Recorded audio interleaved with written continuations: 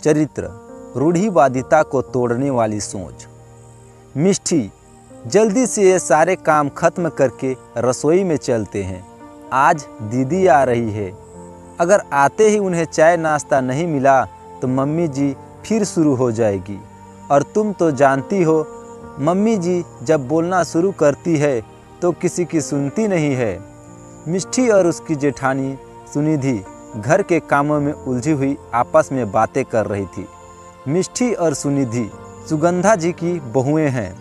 जो बहू कभी बेटी नहीं बन सकती और बहू तो दूसरे घर से आती है, अपनी थोड़ी ही होती है, इस सोच के साथ के मानने वाली महिला है। पहले सुनिधि को अकेले ही माँ बेटी के ताने झेलने पड़ते थे, लेकिन जब से मिष्टी शादी करके आई है, सुनिधि को भी एक दोस्त मिल गई। दोनों की आपस में खूब बनती है और हर एक बात दूसरे पे शेयर करती है।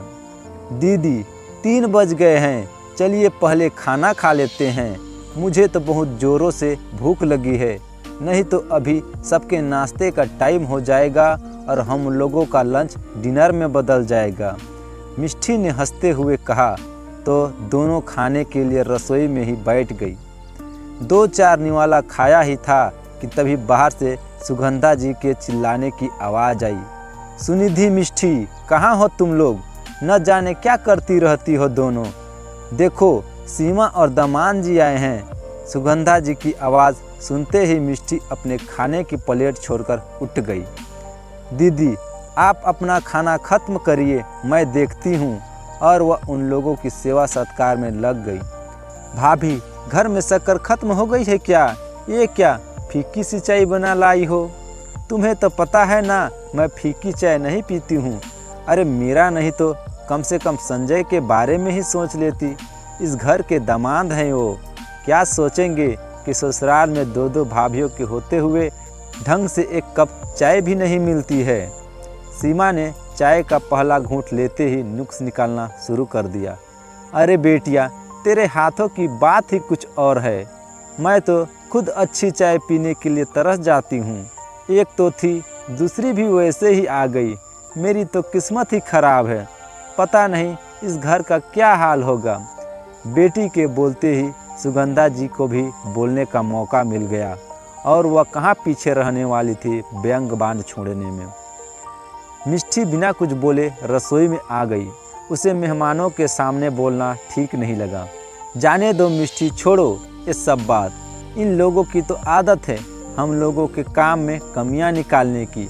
तुमने सुबह से कुछ नहीं खाया है, चलो तुम भी अब नाश्ता कर लो। मैंने हम दोनों के लिए चाय भी गर्म कर ली है, आओ बैठो इधर।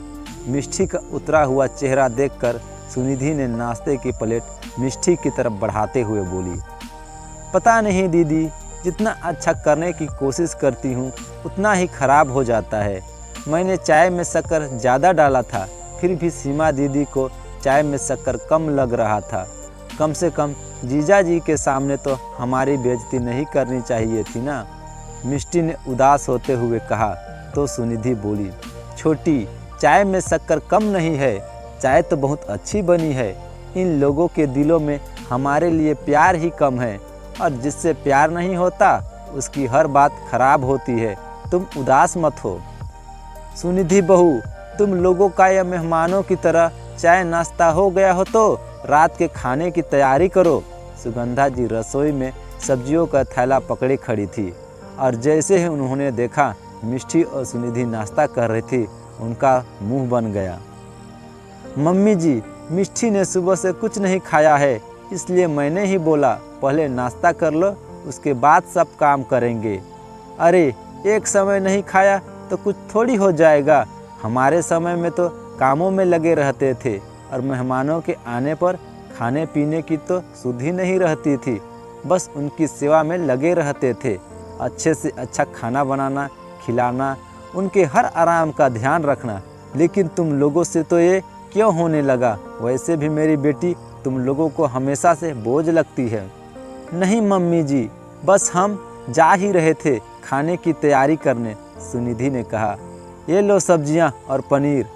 आज रात खाने में पनीर कोफ्ता, मिक्स वेज, आलू दम, कश्मीरी पुलाव, मिस्सी रोटी और मीठे में मखाने की खीर बना लेना। और हाँ, जल्दी जल्दी हाथ चलाओ, तुम दोनों बैठे गप्पे मार रही हो, समय का तो कुछ ध्यान ही नहीं है। सब्जियों का थैला वही रसोई में रखकर सुगंधा जी चिल्लाते हुए बाहर निकल गई। सुनिधि और मिष्टी भी जल्दी से रात के खाने की तैयारी में लग गई। 9 बजते बजते खाना टेबल पर लगाकर सुनिधि ने कहा, मिष्टी, मम्मी जी और दीदी को बुला लाओ खाने के लिए, वे लोग शायद ऊपर छत पर हैं और तब तक मैं बाकी लोगों के लिए खाना परोसती हूँ। ठीक है दीदी, बोलते हुए मिष्टी उन लोगों को खाने के लिए बुलाने ऊपर चली गई। माँ, तुम मिष्टी भाभी पर नज़र रखो, किससे बात करती है, क्या करती है, किसका फ़ोन आया है। भाई की पसंद के आगे हम कुछ बोल नहीं पाए, लेकिन माँ तुम भी सोचो, वो लड़की हॉस्टल में रहकर आई है, वहाँ कौन देखने गया था कि क्या करती थी, कितने लड़कों के साथ घूमती थी। मैंने तो तभी कहा था, ऐसे लड़कियाँ क्या किसी की गृहस्थी बसाएगी, ऐसी लड़कियों का तो कोई चरित्र थोड़े ही होता है। मिष्टी ने अनजाने में सीमा को सुगंधा जी से बात करते हुए सुना। सच कहते हैं लोग, औरत ही औरत की सबसे बड़ी दुश्मन होती है, दूसरा कोई नहीं। अचानक से मिष्टी के वहाँ आ जाने पर उसके जवाब को सुनकर माँ बेटी हड़बड़ा सी गई। मिष्टी, ये क्या तरीका है अपनी ननद से बात करने का? तुम्हारे माँ बाप ने ये भी संस्कार नहीं दिए कि बड़ों से कैसे बात करते हैं? सुगंधा जी ने मिष्टी पर चिल्लाते हुए कहा। मेरे माता पिता ने तो बहुत अच्छे संस्कार दिए हैं मम्मी जी, लेकिन शायद आप ही भूल गई हैं। आपके सामने दीदी मेरी बुराई कर रही है, मुझ पर चरित्रहीन होने का आरोप लगा रही है और आप कुछ नहीं कह रही है। और सही कहा दीदी आपने, हॉस्टल में रहने वाली लड़कियों का तो कोई चरित्र नहीं होता, चरित्रहीन होती है। चरित्र तो सिर्फ घर में रहने वाली लड़कियों का होता है। गलती मेरी है जो मैंने आप लोगों को अपना समझा। आज मिष्टी ने पहली बार उन लोगों का विरोध किया था और ये तय कर लिया था कि अब से किसी भी गलत बात नहीं सहन करेगी, फिर वो चाहे कोई भी हो। सुगंधा जी और सीमा वही मिष्टी की कमियां निकालते हुए बैठी रही और मिष्टी उनको छोड़कर अपने कमरे में आ गई। क्या हॉस्टल में रहने से किसी का चरित्र खराब हो जाता है, या उनके पुरुष मित्र होने से, किसी के साथ घूमने फिरने से, उठने बैठने से, बात करने से, हंसी मजाक करने से कैसे किसी का चरित्र खराब हो जाता है? चरित्र मापने का या कौन सा पैमाना है जिससे सिर्फ लड़कियों का चरित्र मापा जाता है, लड़कों का नहीं? लड़कों तो किसी के साथ कुछ भी गलत कर दे तो भी उसका चरित्र साफ रहता है। दोस्त तो उन बेचारी लड़कियों का होता है जिनके साथ गलत भी होता है और उनको समझने की जगह लोग उन पर ही दोष लगाते हैं। लड़के भी बाहर रहकर पढ़ते हैं, नौकरी करते हैं, तो उनका चरित्र भी खराब होना चाहिए, ना सिर्फ लड़कियों का। क्यों हर बार लड़कियों को ही चरित्र प्रमाण पत्र देना पड़ता है, लड़कों को क्यों नहीं? दोस्तों, आज जहां लड़कियां हर चीज़ में बुलंदियों को छू रही है, वहां इस तरह की सोच कहां तक सही है? आप ही बताएं, हम कौन होते हैं किसी को चरित्र प्रमाण पत्र देने वाले? आपकी यह छोटी सी कहानी पे क्या राय है, हमें कमेंट करके ज़रूर बताएं। और वीडियो अच्छी लगी तो वीडियो को लाइक, शेयर और चैनल में नए हैं तो चैनल को सब्सक्राइब करना ना भूलें। धन्यवाद।